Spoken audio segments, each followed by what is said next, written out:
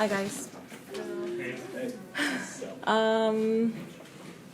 Okay, it's always weird for me to talk about who I am and my work. So I've been trying really hard to explain myself and who I am and where I come from. So my name is Fran. It's actually Francisca, my name, but everybody calls me Fran because it's shorter. I think my mom is the only person who calls me Francisca, but only when she's really, really mad and pissed at me. I come from Chile. I was born and raised in Chile. I don't blame you if you have no idea where Chile is because no one knows.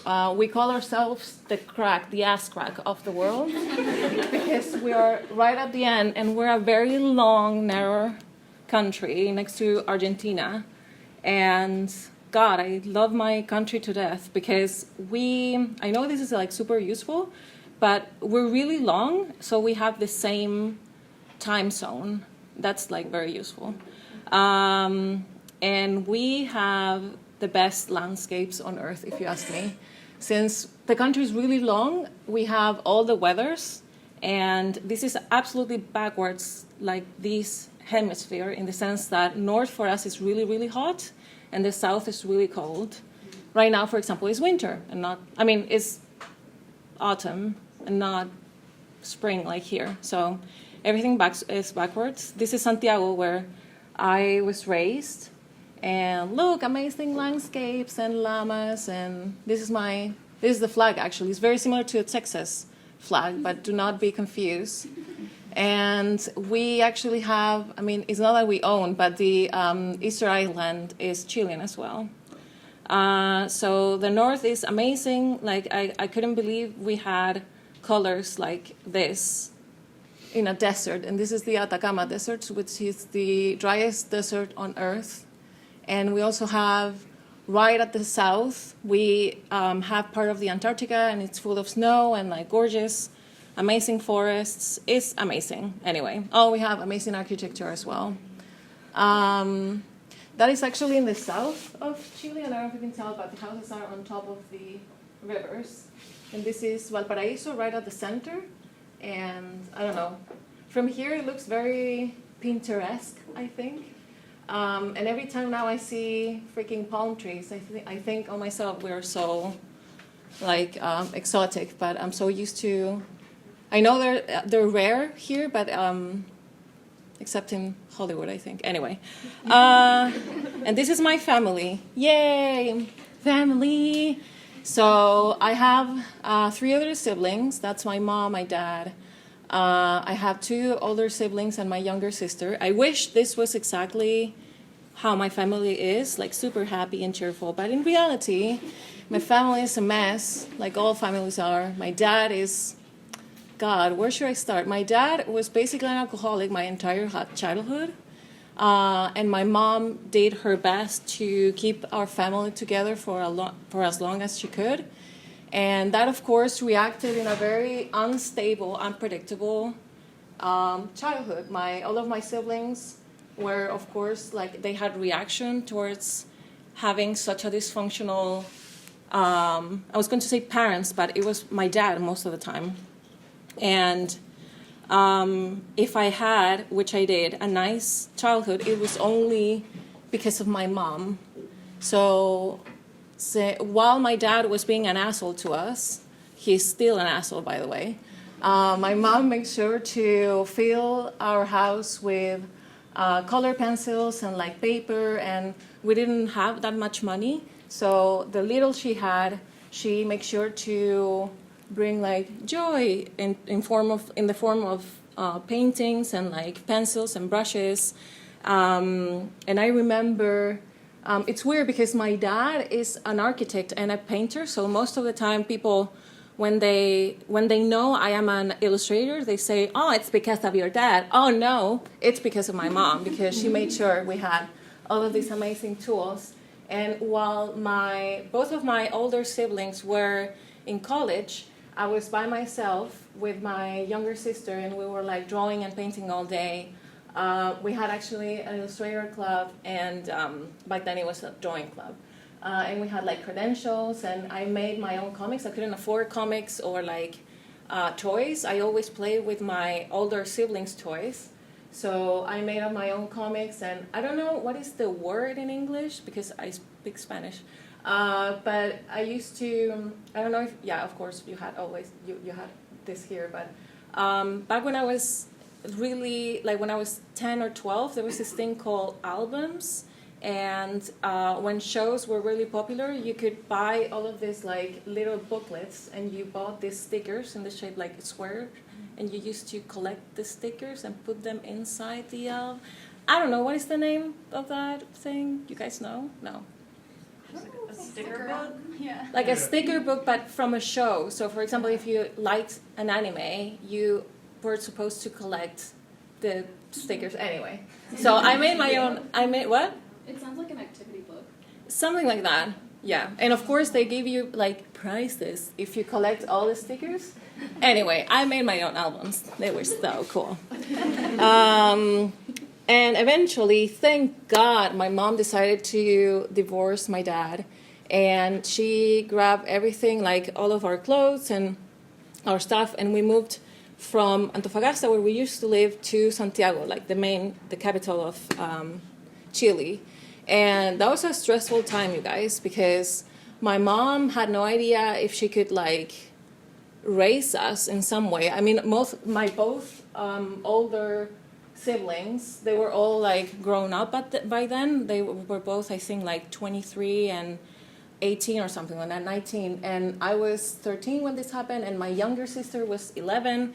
So my mom was like really nervous. She kept telling me like, I have no idea if I'm going to manage to be all of by myself, because my dad took care of like the business side of the family, like the admin and everything, and he was like the bad cop, and my mom was always the good cop. So suddenly she was all by herself, barely affording to pay rent and everything, and all of my family sort of like fell in this horrible hole called depression. And it was the worst, you guys. Like, my mom was in antidepressants. All of my siblings were antidepressants and like going to therapy and with like huge anxiety. And I'm like, I can't do this to my mom. I can't be another human being in this family with depression, because, like, point A, my mom was not going to be able to hold me if I had depression, and point B, I had to have good grades at school. So I'm like, no, you know what? I'm going to skip this. My mom needs me right now. So since everybody is like having the worst time ever, I'm going to put myself together and like just like move to the side and be happy and positive and whatever. This was, of course, unconsciously. I can see it now. It wasn't a decision that I took consciously, but now, of course, I see like the repercussions, because I am going to therapy now, and my therapist Jeffrey called this an invalidating childhood, because my mom basically saw that I was a very independent teenager, and she was like, "Oh, my daughter got that, she has this, she's so strong," but I never had like a family that sort of like hold me in this situation. I couldn't count with my mom whatsoever. Like, my younger sister was way worse than me in that situation. Like, she was way depressed than I was, way more anxious than I was. So I think I owe everything to the people who surrounded me, which was my friends and the stuff that I used to watch when I was 13, 14. So at the time I was going to school, and in high school I met my friend Constanza, and she was the best thing in this earth. Like, I remember she had a perfect handwriting, and she had really good grades, and she taught me the pleasure to like read, to love books. And my family didn't own any books. We didn't have even like a shelf with books, and she was like, reading is the best. And it was so amazing that she transferred all of this knowledge to me. She was also like a huge pencil addict, and she was like, "Oh my God, this pencil is so cool," and I'm like, "Oh my God, this is amazing." So she was a really good friend. I needed that friend. I needed to be educated by someone. And also my cousins were there. Like, I know my dad was a very bad parent, but he luckily had siblings that also had children, and those children were my same age. So I had cousins and people surrounded me that were also really silly, and they allowed myself, like, it was so nice to be 100% myself with someone. I didn't have to pretend to be someone else with them. And it was something that I really needed. And also, I was watching Studio Ghibli a lot back then. I know now it's very popular, Studio Ghibli, but at the time, especially in Chile, it was something like a very underground thing to watch anime. And anime basically taught me how to like work really hard for your dreams and like be positive. And believe me, guys, back then I really needed that. So I think this is why it's so important to surround yourself by good people, because I didn't have, I mean, I do, but I didn't have a family to count on, you say that? So friends were everything to me. And of course I was drawing like crazy, anime was my life, and so on. And Cardcaptor Sakura, I don't know if you watched that, but anyway. So I remember a few years before that, I was, I think, 7, and I asked my older sister, she's now an architect, and I'm like, oh my God, sister, I love to draw. Is there a career in which you can draw and use your creativity? And she was like, yeah, there's something, called graphic design. And I'm like, this is amazing. I was a 7-year-old girl obsessed with graphic design. I have no idea what graphic design meant back then. But I was telling all of my friends who wanted to be like, I don't know, a nurse or a nun or a vet, doctor. I'm like, I'm going to be a graphic designer. And everyone was like, what the hell is a graphic designer? Anyway, I was obsessed, you guys, with graphic design. And the rest of school was tough, I'm not going to lie. I was in between trying to graduate, not have depression, being bullied by my classmates because I liked anime. It was very stressful. I tried to draw a finish line, and then I'm like, does this look like a finish line? Anyway. And I don't know how I managed to graduate, and I started graphic design, and it was the best thing ever. Graphic design, you guys, was so cool. I also got a new look, aka my boyfriend bleached my hair at his house, and it was horrible, worst decision ever. He had no knowledge on bleaching someone else's hair, so you can imagine the result of that. But graphic design was great because for the first time in my life, I had classes like color theory and, I don't know, like technical drawing and art theory. I have never had art theory class ever. And from being at school and studying like math and chemistry and physics to this, I'm like, this is amazing. I love this. And in second year, I remember I had one very tiny small class called illustration. And I'm like, what the hell is this?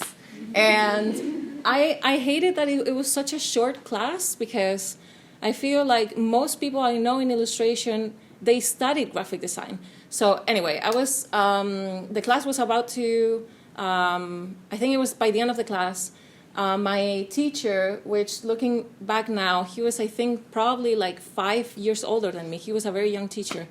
And he was like, you know what, Fran, you have the qualities to be an illustrator. And I'm like, seriously? Oh my God, I love illustration.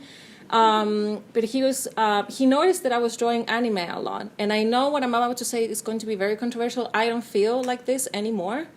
But at the time he said, you know that if you draw anime, your style is not going to be, in the sense, it's not going to be unique because there's lots of people drawing anime and you need to develop your own illustration style to be an illustrator.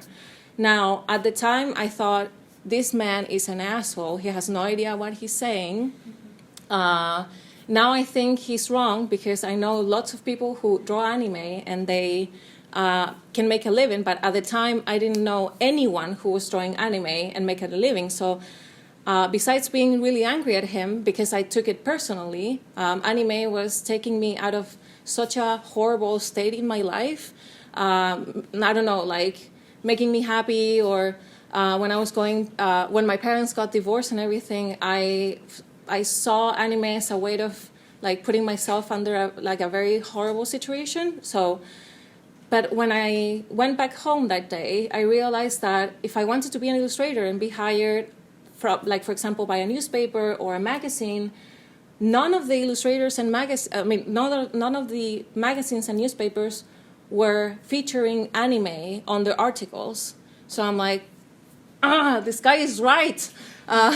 So in second year, I decided I'm going to dip my toes into the illustration water, and I'm going to start developing my own style. And it was hard, you guys. My parents couldn't afford another career. I couldn't quit graphic design and suddenly just like take all of my time and dedicate it to graphic design. So what I did was after class, I went to my my faculty's library, and I used to study a lot about illustration, which back then was like, it wasn't unknown, but at least in Chile in 2006 or 2007, no one was doing illustration. So blogs were starting to become known and more popular. So I remember going through internet and like, oh my God, this illustrator has a blog. And I remember there were a collection of books called Illustration Now. I have no idea if they're out yet. I mean, still. But I remember flipping through those books a million times to, I like this illustrator style. I like this and this and this. And I started to making research about how to be an illustrator and how to be a freelance. And that same year, I got an internship at a newspaper called La Tercera, which means the third one. Very awful title for a newspaper. Anyway, and they hired me to be a graphic designer. I know most of internships are very low-key, like get me coffee and go to prepare me lunch or something like that. But this internship was on. I had to be there 6 days of the week. It was very intense. They treat me like one of the guys. I had to actually design the pages that were going to be printed the next day. I mean, that same day, but for the next day's paper, paper. And it was super interesting. I learned a lot. But somehow, by the third week, someone heard that I liked to illustrate. And at the time, I was already kind of developing my own illustration style. And one guy from, I think a journalist he asked my boss if I could illustrate an article for them. And I remember my boss was super nervous, you guys, because look at this poor girl, like no experience whatsoever, really shaky and shy. But the problem is that the newspaper was using the same stock pictures for almost all of the articles. I remember they asked me if I could illustrate an article about women who go into their boyfriend's Facebook account to see if they were cheating on them, something like that. And I'm like, I would love to do this article, please let me do this. And she was like, okay. She was really nervous as well, because if the article was crappy or if the illustration was crappy, they were going to blame her eventually. So she was like, okay, make sure to show me all of the sketches. Like every 5 minutes, she was like, okay, how is that going? And I'm like, it's fine. But then eventually I illustrated the whole thing. And the next day, when I was like going to the office as usual, I was going through the paper and I saw my illustration printed, and that was my first aha moment. I realized how much I wanted to be an illustrator, and it proved that, at least it was a proof to myself that I wanted to be an illustrator professionally, because I was always in the midst of, do I like this as a hobby, or I do like this as a career in which people give you feedback and criticize your work and stuff like that? And I'm like, no, I think I'm ready. And of course I did like a silly, dance, and everybody looked at me anyway. I think I stole like 5 copies, and my mom had that page on the fridge for like a year or something. She was like, this is my child, this is my daughter. Yeah, she was really proud. Oh my God, so sorry guys. Anyway, so is it, okay. So at the time I was battling against graphic design, and I was doing illustration when I wasn't studying graphic design. And it was now that I look back, it was such a smart decision, because I had no idea, you guys, if illustration was going to work out or not. So I had graphic design as a backup. So if everything goes wrong with illustration, it's fine because I'm still a graphic designer. And most of the stuff that I was learning in graphic design, I applied it to illustration. So how to compose a page and like color theory, or how to work with fonts. So I am so glad I still studied graphic design. And I was still working. I managed to get a few commissions while I was studying graphic design, and that was really cool because by the time I graduated, I had a few experience under my belt. And then I don't know how I managed to graduate. Yay! It looks like I'm naked, but I wasn't naked when I graduated. It was amazing, you guys. Best feeling ever.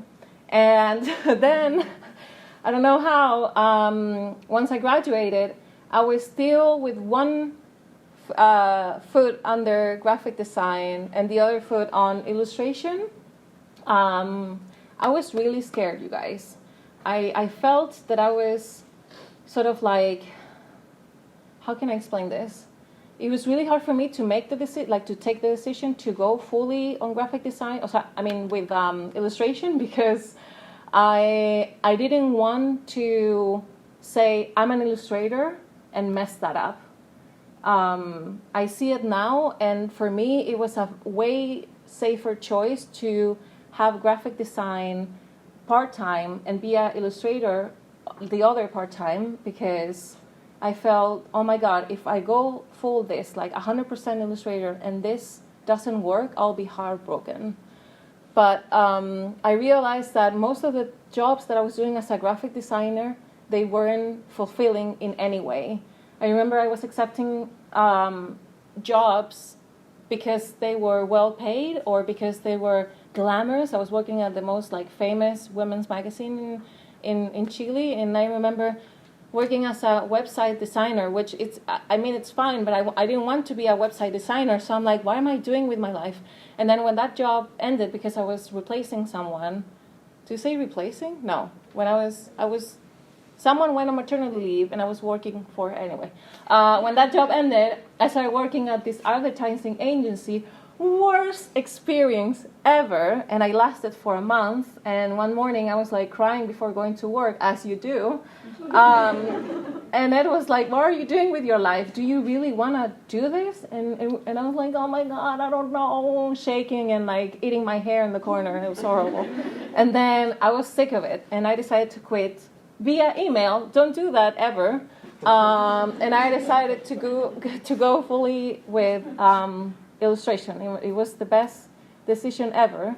Of course, in the beginning was really scary and frightening, but I managed to somehow do workshops and commissions and stuff like that. And Ed and I have been planning to, Ed is my husband, by the way, and we have two cats, Hamburguesa and Cereal. And one morning Ed got this email saying that the master's degree in which he applied, he got in. So we decided to move to Cologne, Germany, because he wanted to study really bad and we had no idea where, and he got in. And that was really scary because we were really lucky enough to be in Cologne. We visited Cologne before this. And Cologne, this is Cologne, Germany, by the way. And Cologne is well known for one thing and one thing only, and this is the Dom, which is basically a cathedral. And that's it, you guys. There's nothing more in Cologne, Germany. It's the most, I'm sorry if any one of you is from Cologne. It's an amazing city, but there's nothing there. Especially for a young illustrator, it's just it was hard. And by the end of the first semester, we realized that we didn't have enough money to start, to keep paying for Ed's master degree and live in Cologne at the same time. Cologne is still a really expensive city. So Ed dropped the master's degree and we moved to Berlin because we heard on the street that Berlin is one of the cheapest places in Europe besides some parts of Russia.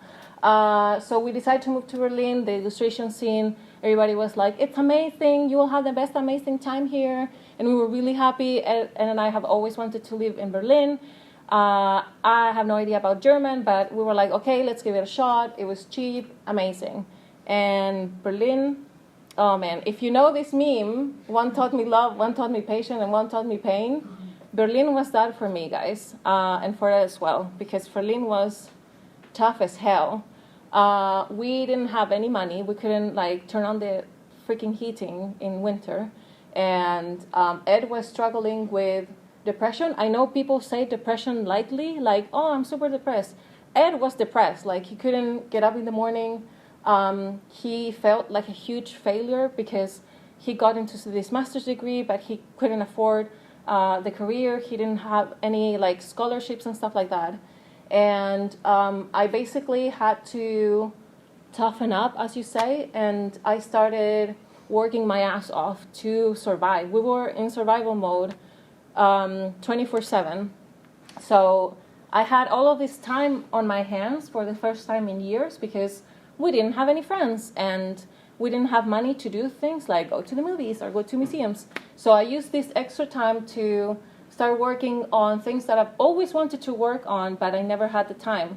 So, for example, I started speaking in English on my social media because I speak in Spanish. So I'm like, okay, when I go to the street or I go to parties or I meet people and I show my stuff, everybody's like, yeah, that's nice, friend, but I can understand a word you're saying.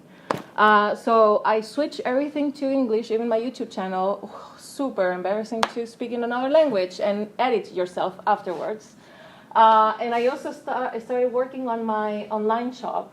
I've always wanted to have an online shop, never had before that. And Germany has an amazing postal system, so I'm like, okay, I can do this. I can do the research and like figure out the best envelope to ship stuff. And I started posting. I started filming more on my YouTube channel because I'm like, if people are going to purchase stuff from my shop, they need to know that I'm a human being on the other side and that I'm not going to steal their money or credit card number or whatever. And they can see I'm a normal human being with 2 fat cats drawing on the other side and everything's fine. And I also started posting more frequently on Instagram, talking about like illustration and stuff like that.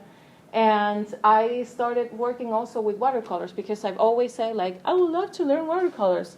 And I started watching tutorials on YouTube on how to paint watercolors. So from that moment on, I said, okay, from now on, if I upload anything to Instagram, it will be with watercolors because I need to practice. So I made this excuse for myself. And this was the type of stuff that I was uploading back then. This was back in 2014, by the way, and I wanted to share my experience being an illustrator and how to relate to people and like connect with someone whilst being completely and utterly alone in a city where I didn't know anyone and I didn't speak the language. And of course I was watching Sakura and painting. This was a few things that I was working on at the time for my shop. I was very lucky enough, but a friend, I don't know how, managed to buy a plane ticket and she paid for everything and we went to Paris and London. And when you're in Europe, it's very easy to travel to other cities. It's super, super cheap. So I took this experience and I'm like, how I can milk this cow and like try to make money out of this because we needed money desperately. So I did a travel journal, and thank God I did because it was a huge sale at the time for my shop. Back then I don't know how I was managing to have 6 orders every week, and that allowed us to pay the rent. And people were starting to notice me, and it was really nice to start speaking in English because more people could connect with what I was doing and like talk to people. And of course, you now guess what happened. Germany was amazing, but Ed he didn't manage to get a job even as like washing dishes. Even till today, it's really hard to find a job in Berlin because the city, even though it's huge, there's not that many people living there. So the language barrier was huge, and we were like, what are we really doing here if none of us is working here? So we managed to move to London because I knew the illustration scene in London was huge and amazing, and the language barrier wasn't going to be a problem anymore. And I got this job as an art director. So I was very happy, like, London, yay, language, thumbs up, very weird hand. And I had this, like, very promising, well-paid job because London, of course, we all know is freaking expensive. And I'm like, okay, I can do this job full-time and then work on illustration. I've done it before. It's fine. Like, I can do it for a couple of years and then until I settle myself in the city. The issue was that 3 months later, once we settled in London and we're paying a $2,000 rent, the person who hired me fired me, and we were all by ourselves in this like really expensive flat in London. And looking back now, I know it's the best thing that has ever happened to me, that person firing me. But of course, at the time, I was a mess, you guys. I was a freaking mess. I remember I was all by myself because Ed, at the time, he's a playwright, and he was rehearsing and directing this play at Mexico. So I was all by myself, like crying, eating my weight in Doritos, and yeah, I was like, it was the worst, you guys. But when Ed and I were talking, he was like, you have to find a job as a waitress or a barista because the rent is super expensive. We were running out of savings, and we had this crazy huge debt. And I'm like, no, you know what? I am not going to be a barista anymore because I've been a barista most of my life. So I want to give illustration a shot, and I have a good hunch about this. The only thing that I had to do, guys, was to manage somehow to find, like, to buy time, which basically I needed money. So that year, it was 2015, I did Inktober. I know most of you know what Inktober is, but it's basically when you upload a picture made out of ink every day of October.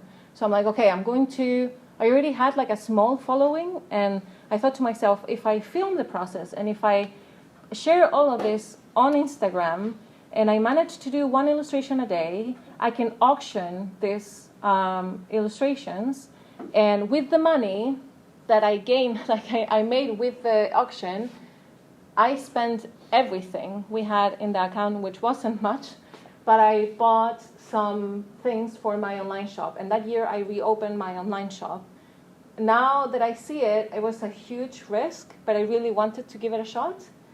And thank God it worked. Like I was selling the the travel journal that I just showed you. I was selling some stickers and like a few like really tiny things. But I needed to feel legit again. It was so heartbreaking when someone fires you without giving you a chance to improve. And I feel like my self-esteem, not only personally but also professionally, was really hurt. So I was listening to podcasts a lot at the time, especially Being Boss and like creative business podcasts. And I'm like, okay, I can manage to do this. I can find a way of how to make it work. And of course, I was filming and like uploading things to Instagram like crazy. These are a few things that I was uploading at the time. This is the Inktober challenge. I was at the time really obsessed with fairy tales. I still am in some way. But I wanted to do fairy tales that were not the Disney classics. So I did some research about like German obscure fairy tales, and it was really nice challenge because I managed to improve more my watercolor skills as well as the inking skills. And once the whole thing with Christmas passed, and thank God we managed to make some money and pay the rent. In January the next year, I opened my Patreon account. I had huge uncertainties and like insecurities with Patreon because, do you guys know what Patreon is, right? Mm-hmm. Okay. Because at the time, I saw people and creators going to Patreon and then they were gone. They disappeared. They stopped posting. They stopped uploading videos and stopped doing stuff.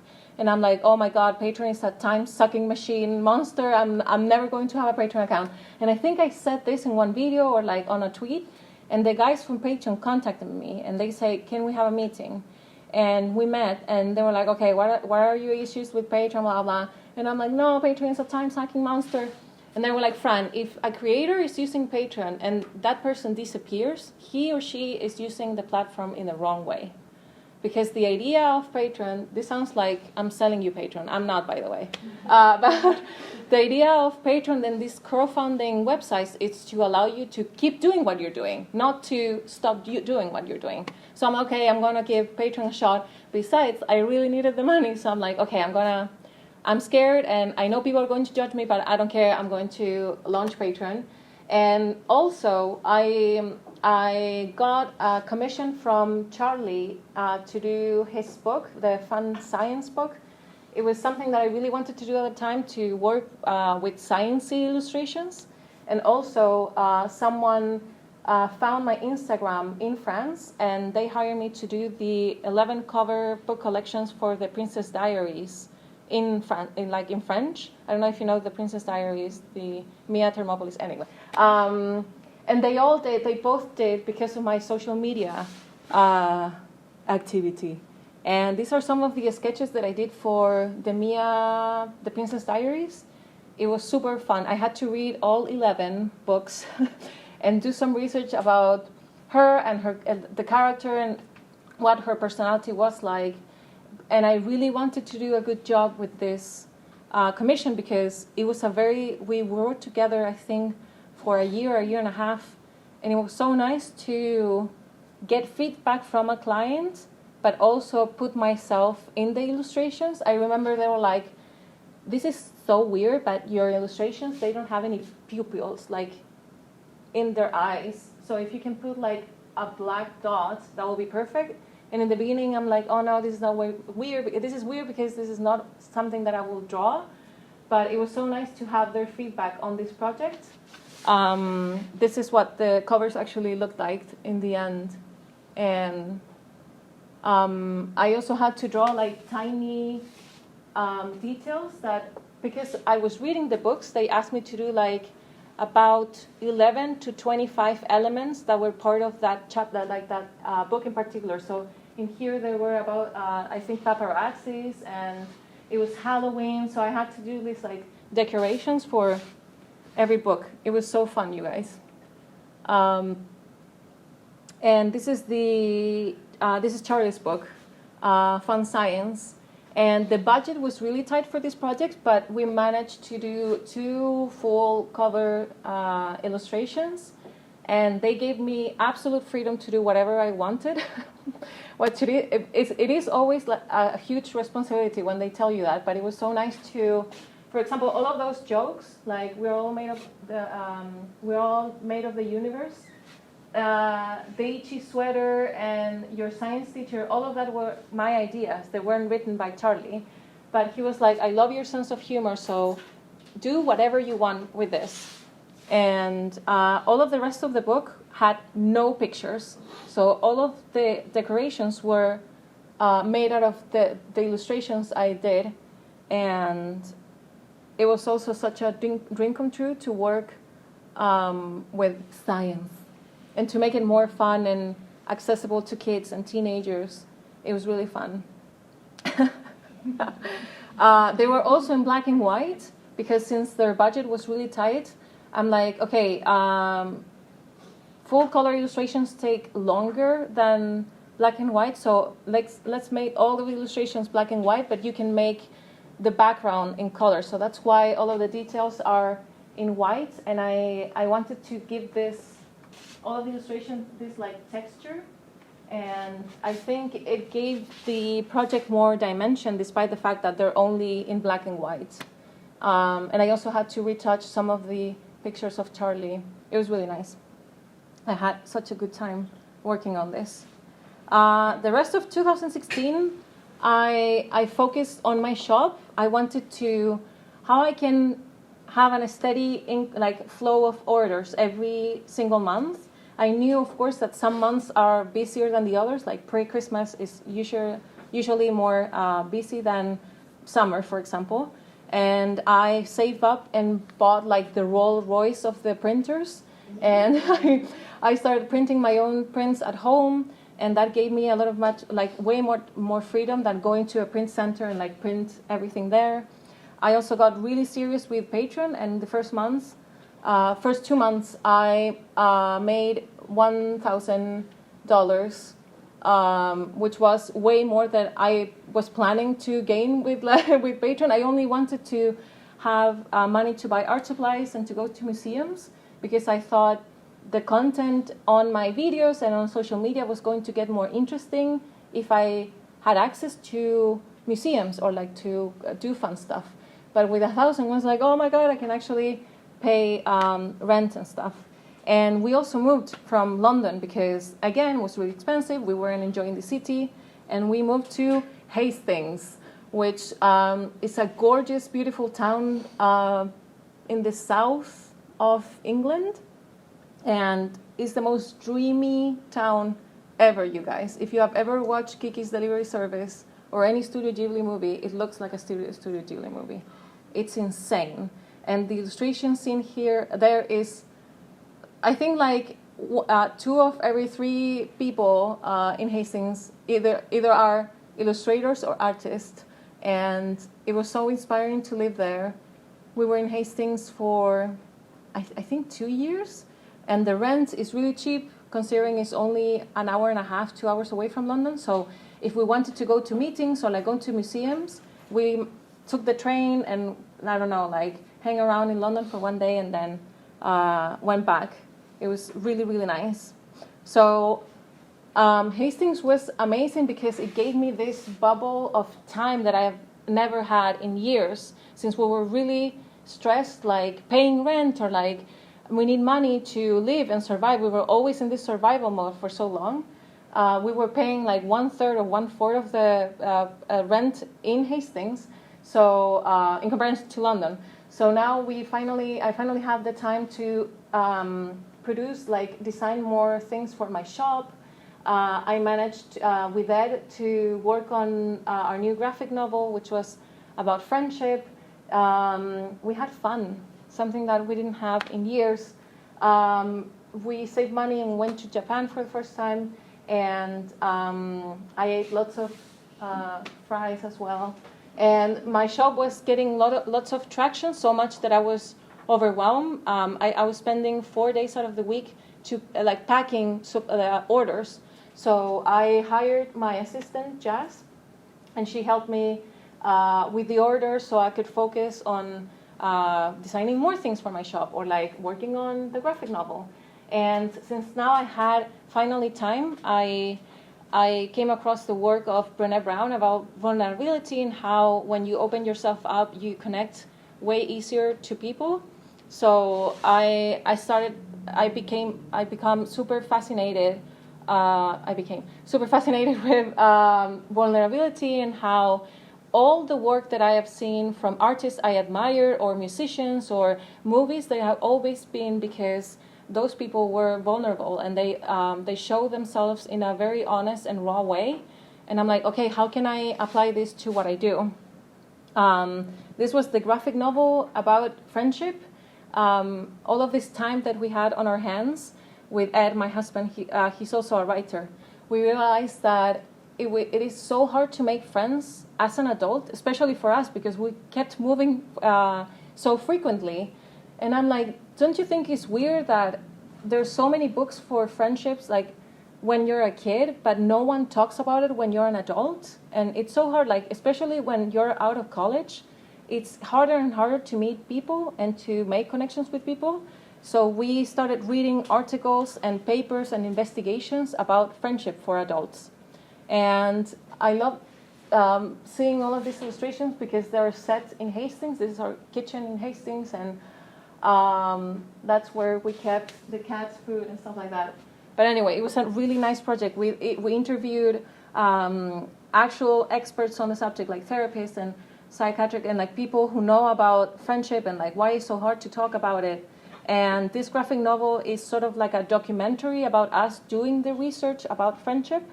And I'm translating it right now to English, by the way.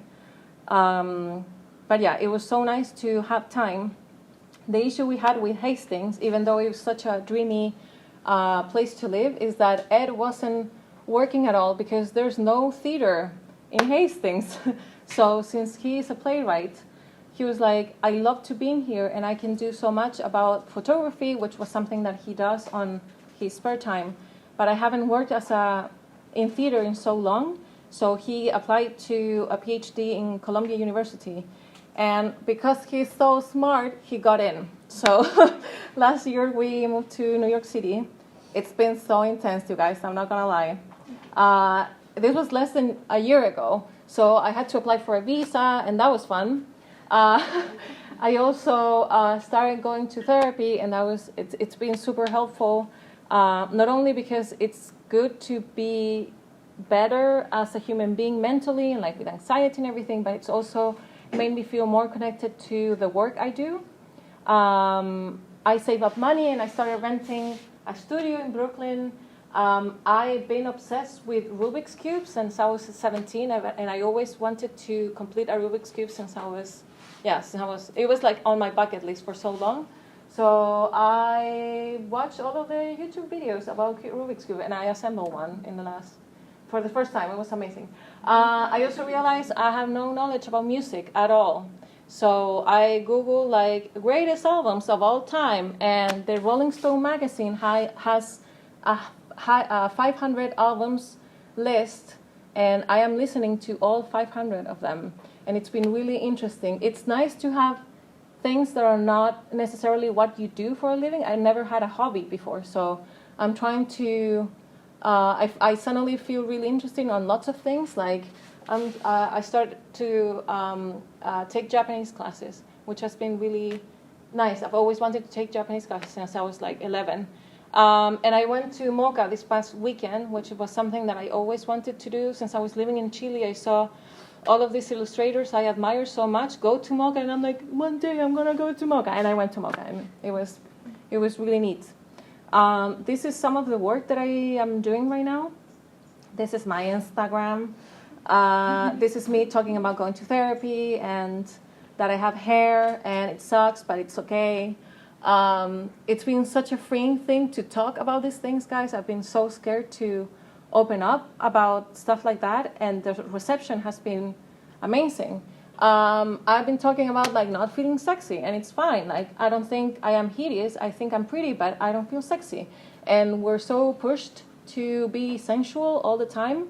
And I was so scared when I posted this, and all of the comments have been so nice. And when I was in MoCA, there were so many girls who went to my table saying, thank you so much for posting this, because it was something that I had no idea it was happening to me, and I'm so happy someone said it.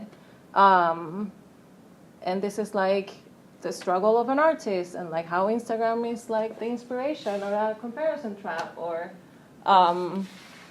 it's been really nice. Anyway, I've been talking like crazy, but the last few minutes of this talk is a few things that I've been learning about all of this thing, because if I can save you time, you guys, that I spent like battling and like learning things, I want you to save up that time. So here's a few things I want to share about all the things I know about illustration.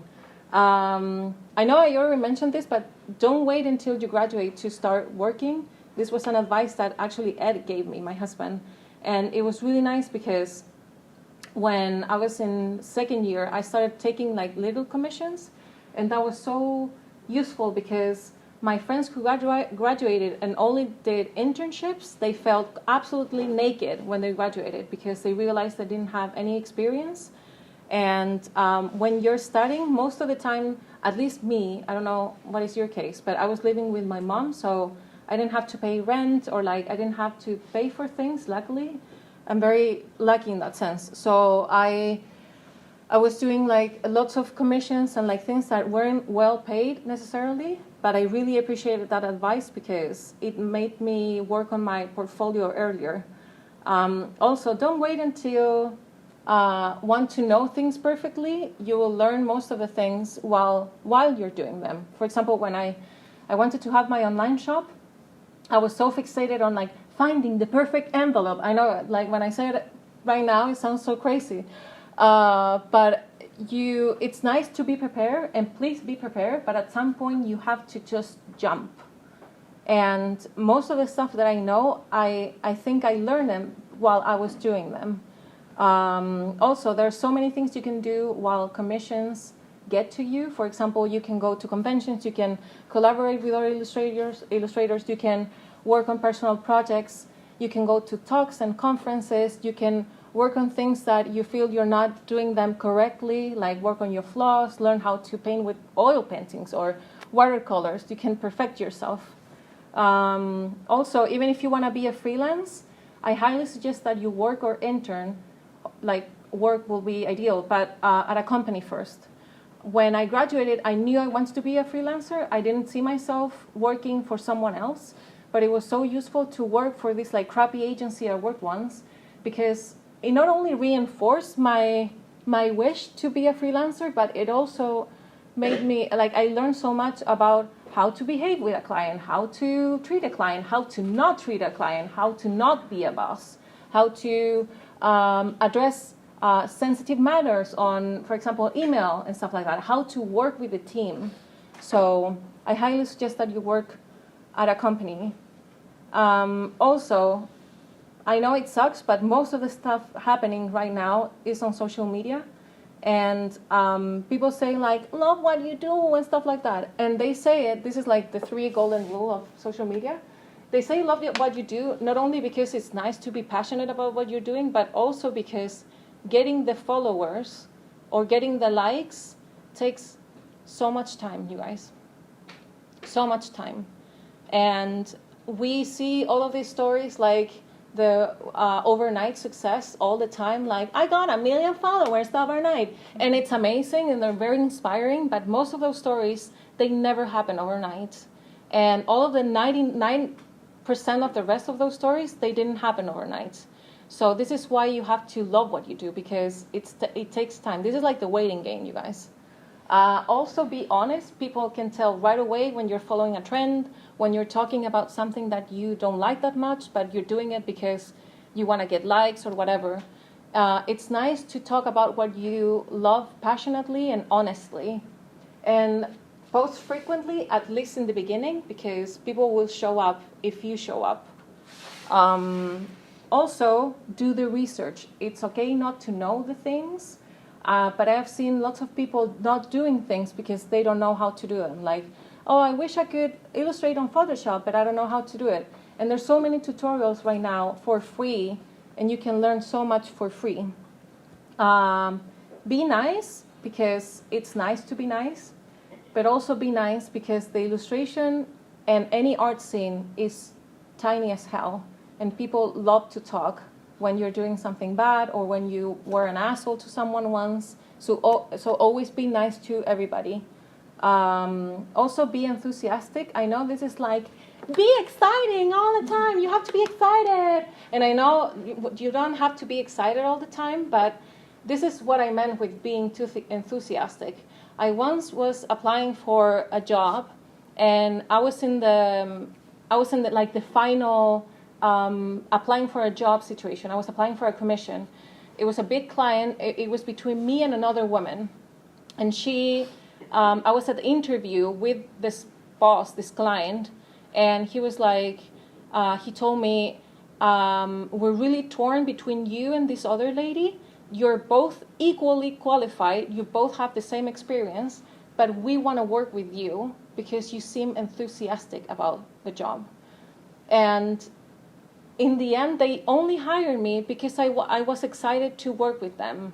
And right now, I see it so clearly. I would rather work with someone who is like excited to work with me, because there's nothing more amazing to be surrounded by people, like a person who is motivated, because they will, in the long run, they will do the research. If they don't know something, they will work their asses off to to get to the deadlines or go to the extra mile if it's necessary. And if you seem uninterested in a job or like just indifferent, people don't like that, especially clients. So I remember I went to this interview like fully prepared and like, yeah, I love this company because so and so and so, and I remember I saw this on your Twitter last. So he was like, oh my God, you actually did the research. So if you can't be enthusiastic all the time, at least be passionate or show interest in the client you're going to work with. Please never stop because you're scared or you don't know enough or you're not good enough or the next person is better than you, because we all feel like this all the time, guys. I have 10 plus years experience in this thing and I still feel like this all the time. But this cannot be an excuse not to do things. So don't worry if you feel like you're going to feel better. This is like the worst talk ever. Because you're always going to feel like this. The feeling is never going to go away, but you have to work alongside this. Also, this is super useful. Use envy and comparison as a way to know what you want. Last year, I was reading a book by Amber Ray. It's called Wonder Over Worry. And she said that every time she feels envy about someone else or she's comparing herself to another person, she writes specifically, like, why am I envy of this person? And every time I see myself, like, comparing myself to another illustrator or feel envy about, like, other person's work, I started, writing down everything, like, oh, it's because this person is doing, like, very detailed illustrations, like, with background and amazing character design, and I'm like, okay, I need to work on my landscapes skills, or I need to work on my character design skills. And when you see the list, it's way more easier to feel more legit and to approach this in a more healthy way. It has to do also with this advice. If you don't feel legit enough or not good enough, make the list. When you see what you need to work on, your flaws, your insecurities, it's way more helpful and you feel way more accomplished when you see that you're ticking the boxes. You feel like you're moving forward instead of like having everything on your mind, in your mind, right? On your mind? On your mind. Thank you. This is very specific, but it's okay to charge 50% upfront if you're doing a commission. I was really embarrassed to charge 50% in commissions before, and this is why so many clients in the past ran away with their work without paying me. So please charge 50% upfront, and it's okay to charge per adjustments. I once worked with a company, and I'm like, all the adjustments are for free, and they took that to a T. And I remember for one illustration, I'm not exaggerating, guys, they asked me for like 50 adjustments. Just like, could you please move the smile of the character this bit? Could you please then move this? God, it was horrible. So I usually, when I was working with clients, I was charging after the third or fourth adjustment. My duty, of course, as an illustrator is to never reach more than the third adjustment because I have to read what the client wants immediately. But that's the adjustment law there. And also share what you know, guys. Amy Poehler once said, there's cake for everybody, and there's cake for everybody. So share your resources. We're a very tiny community. Share what you know. There's no need to be secretive about the stuff you know. And also do personal projects. Do the projects that you want to be hired for. If you're like, why no one is hiring me to make, portraits, it's because maybe you need more portrait work on your portfolio. And that's it. It was a very sudden end of the presentation. But thank you so much, guys.